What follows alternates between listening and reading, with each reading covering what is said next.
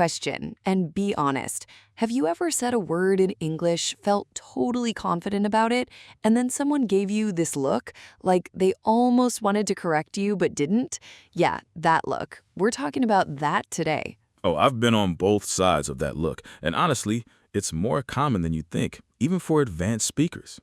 Welcome, welcome, welcome to the Daily English Conversation Club. I'm Zara, and sitting right across from me, well, metaphorically, is Leo. Hey, Leo. Hey everyone, so happy to be here. This is genuinely one of my favorite topics because pronunciation is one of those things that people just don't talk about enough, and it causes so much silent embarrassment. Silent embarrassment. That's like a perfect way to put it, because nobody corrects you. People just smile and move on, and you have no idea you've been saying it wrong for years, maybe decades. And before we jump in, if you're new here, hi. This is a podcast all about natural, real English, not textbook English. Real English, the kind you actually need to live your life, do your job, travel, make friends.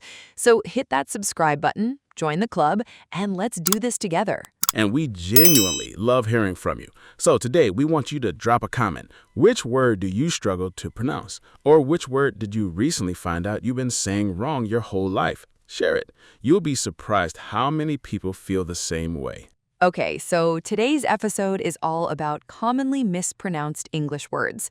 And I want to start with a big idea. English spelling is a liar. I mean, genuinely, English spelling does not match how the words actually sound, not even close sometimes. And that's the root of the problem. Right? Like you learn a word by reading it in a textbook, on your phone, in a novel, and your brain just guesses the pronunciation based on what the letters look like, which would work perfectly if English were a logical, phonetically consistent language, but it's not. It really is not. English has borrowed words from French, Latin, Greek, German, Norse, the list goes on. And each of those languages brought its own sound rules. So a word that looks like it should be pronounced one way might actually come from French and sound completely different. It's honestly kind of chaotic. Chaotic is the word. And you know what's funny? Even native English speakers mispronounce things all the time. My uncle, born and raised in England, still says axe instead of ask. And he's been doing it for 60 years. Nobody's perfect. Okay, that's a classic one. But yeah, the point is, don't feel embarrassed. Mispronunciation is not a sign of low intelligence. It's a sign that you learned the word from reading, not from hearing. And that actually means you're probably a strong reader with a good vocabulary. You just need to connect the visual word with the actual sound. And that's exactly what we're going to help you do today. Can I share a quick story? So a friend of mine, she's from Brazil, super smart, great English, was working in a corporate office, and she needed to talk about the data from a report in a big meeting. She said data, which is totally valid in many contexts, but her British colleagues kept saying data. And she noticed people kept sort of pausing when she said it. She started doubting herself. Was she wrong? Were they wrong? It got into her head and she started avoiding the word entirely. She'd say the numbers or the figures just to dodge the situation. Oh, that is so real. And that's the thing. Mispronunciation doesn't just cause a little awkward moment. It actually makes you avoid using words. It shrinks your vocabulary because you start self-censoring out of fear. And that is genuinely damaging to your confidence and your fluency. So fixing these pronunciations isn't just about sounding nice. It's about feeling free to speak. Exactly. And by the way, data is interesting because both data and data are accepted. American English tends toward data. British English goes back and forth. But the key insight is know your audience. If you're in a British workplace, mirroring data might help you fit in, not because you're wrong, but because communication is partly about connection. Let's get a little deeper here for a second, because I think this is important. When we mispronounce a word, especially a common one, there's this assumption people make that we just don't know the word well enough. Like, oh, they said it wrong, so they probably don't really know what it means. And that is so unfair, because actually the opposite is often true. The people who mispronounce words are usually the ones who've read them the most. That's such a good point. It's like a badge of being a bookworm, honestly. You encountered the word in a book, absorbed its meaning, used it in your thinking, you just never heard it said out loud. That's not ignorance. That's actually a really rich relationship with vocabulary. Yes, and I think the solution isn't to feel ashamed, it's to just add the audio layer. Start hearing the words, not just reading them. Podcasts like this one, YouTube videos, audiobooks, talking to native speakers.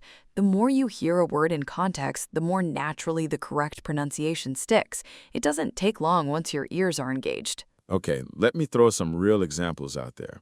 Let's talk about the word pronunciation itself, because this is maybe the most ironic mispronunciation in the English language. People often say pronunciation with a noun in the middle. Right, because the verb is pronounce with the noun sound, so your brain just carries that over into the noun form, but the actual noun is pronunciation. The noun disappears and becomes none. Pronunciation. 5 syllables. And honestly, saying the word for the concept of saying words correctly, incorrectly, that's peak English. I love it and hate it at the same time. Quick tip. The verb is pronounce, but the noun is pronunciation. Say it slowly. Pro-nun-ci-a-tion. I want to pause here and ask you, the person listening right now, to think about this. Is there a word you use regularly but secretly feel a little unsure about the pronunciation? I had that with the word epitome for years. I thought it was epitome, like rhyming with home, and then I heard someone say epitome, and my whole world shifted. 4 syllables, epitome. I had to sit with that for a while. Same thing happened to me with colonel. C-O-L-O-N-E-L. I said colonel in my head for years. Then I found out everyone says kernel, like the kernel of popcorn. Why? Why does English do this? Because kernel comes from Italian colonnello, went through French and Spanish, and somewhere along the way the pronunciation changed, but the spelling stayed frozen in an older form. That's basically English history in one word. Language is wild. Okay, here's another one. Schedule. Now, this is genuinely a British versus American split. In American English, schedule. In British English, schedule. Neither is wrong. But if you've only ever read the word, you might say schedule or something like that, which sounds a bit odd in both dialects. And by the way, this is a good moment to share with us in the comments. Do you say schedule or schedule? Where are you from? We'd love to know. And don't forget to subscribe to the Daily English Conversation Club. Share this episode with a friend learning English right now. Let's ground this in real life for a second. Imagine you're in a job interview or giving a presentation at work or meeting someone new at a social event. In all of those situations, how you speak matters, not just what you say, but how you say it. And I don't mean you need a perfect accent. Accent is beautiful. Accent shows where you're from. But clarity of pronunciation, saying the word in a way that people can understand and recognize, that's what helps you communicate effectively. Yes, and there's a difference between accent and mispronunciation. Your accent is your identity, the music of where you grew up, your culture, your story. Mispronunciation is just a gap in information. Once you have the information, you close the gap. Easy. And you keep your beautiful accent. Let me add one more word, garage. In British English, it's typically garage. In American English, it's garage, more French influenced, and people learning English sometimes say garage or garage, neither quite landing in either camp. Quick myth-busting round. Myth 1. If I have an accent, people would think my pronunciation is wrong. Reality. Accent and pronunciation are different things. People can understand a strong accent perfectly. What causes confusion is when a word is pronounced in a way that doesn't match any regional variety. Myth 2. I need to sound like a native speaker to be taken seriously. Reality? Absolutely not. The world is full of brilliant, respected, powerful people who speak English as a second language. What matters is that you're understood and that you communicate confidently. Period. Myth 3. Pronunciation is about how fancy or educated you sound. Reality is purely about communication. The goal is clarity and connection. That's all. All right, let's get practical, because knowing you've been mispronouncing a word is only half the fix. The other half is actually retraining your brain and mouth to say it correctly. Strategy 1. Use a dictionary app with audio. Google Dictionary, Cambridge Dictionary, Merriam-Webster all have a little speaker icon. Click it, listen, then say the word out loud yourself 3 times in a row. That repetition builds muscle memory in your mouth.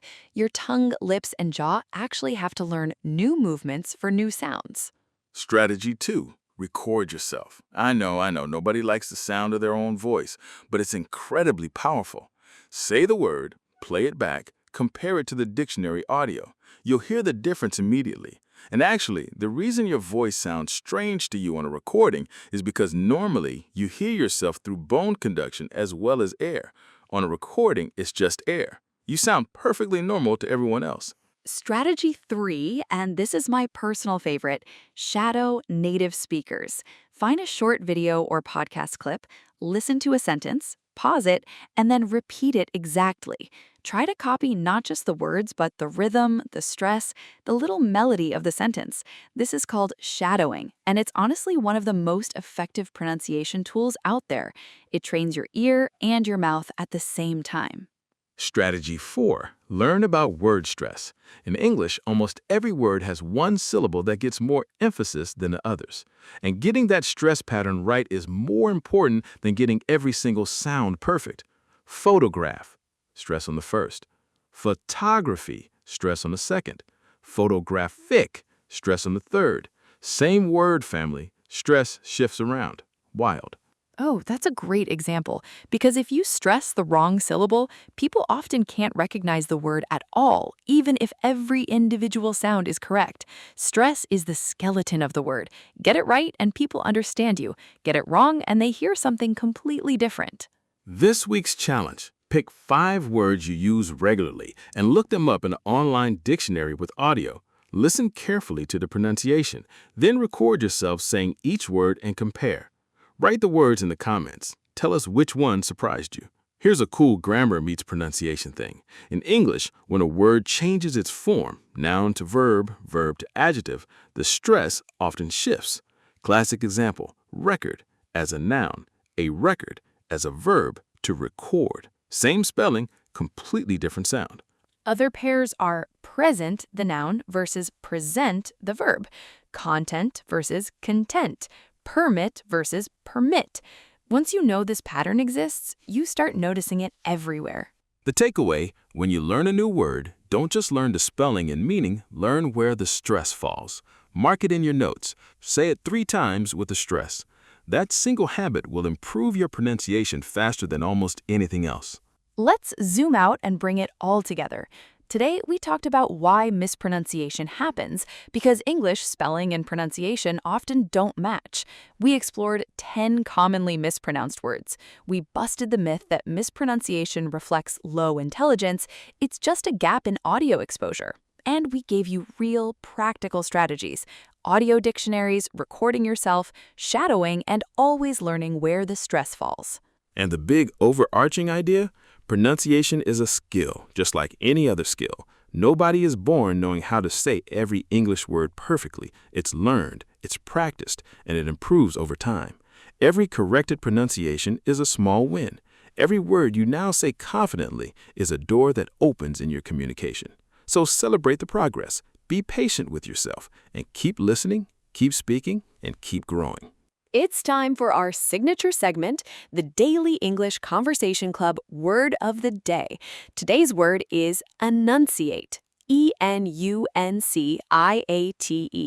It means to speak or pronounce words clearly and distinctly, as in, a good public speaker enunciates every word. Fitting for today's topic, right? And notice it shares that same nun sound in the middle as pronunciation. Once you hear it, you can't unhear it. Love it. Enunciate. Practice enunciating today's words and you're already living that word. Meta-learning at its finest. Okay, friends, that is a wrap on today's episode of the Daily English Conversation Club. This was such a fun one. I feel like I could talk about pronunciation forever. Same, and we will definitely be coming back to this topic. Next time, we're thinking about diving deep into British versus American pronunciation differences, the patterns, the vowel systems, the rhythm differences. It's going to be really interesting, so make sure you're subscribed so you don't miss that one. And remember, leave us a comment. Tell us which word surprised you most today. Share this episode with a friend who's learning English. It's the best gift you can give a fellow learner. And until next time, Keep listening, keep speaking, and keep growing. This is the Daily English Conversation Club. We'll see you in the next one. Bye. bye.